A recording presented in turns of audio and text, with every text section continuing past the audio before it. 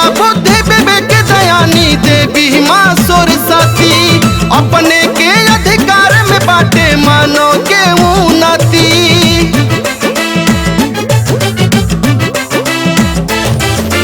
विद्या बुद्धि विवेक दयानी देवी माँ सरस्वती, अपने के अधिकार में बाटे मानव के उन्नति। मैया माता शारदा भवानी शरणाई हम, सुर साजे सजा के गोहराई हम, सुर साजे सजा के गोहराई हम।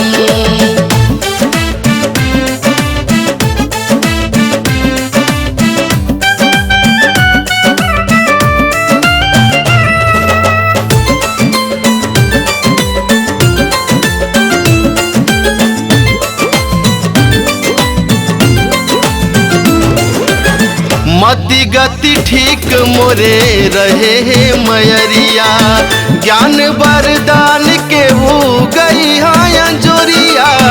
महासरस्वती पिंडी रूप दर्शनमा, त्रिकुटी पहाड़ चढ़ी करे लाला नवा। जा पर कृपा रहे महारानी ताके जीवन सुचारू, हृदय प्रदेश में पैसे के ज्योति ज्ञान जरवले बाड़ू। मैया मैया सुमिरन में लीन हो जाई हम, सूर्या जे सजा के गोहराई हम, सूर्य साजे सजा के गोहराई हम।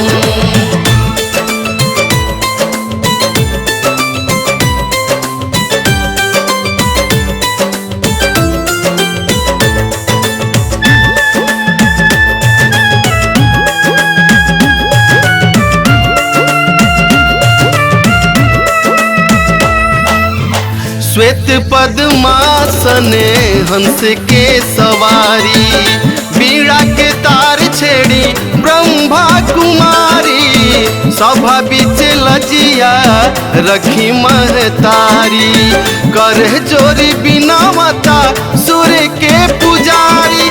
सावित्री के पूजा करके रंग उठे फागुन के, कंत बसंत में प्रिया प्रेम में गावे होरी धुन के। माई माई मूर्ति साकार बैठाई हम, सूर्या जे सजा के गोहराई हम, सूर्य साजे सजा के गोहराई हम।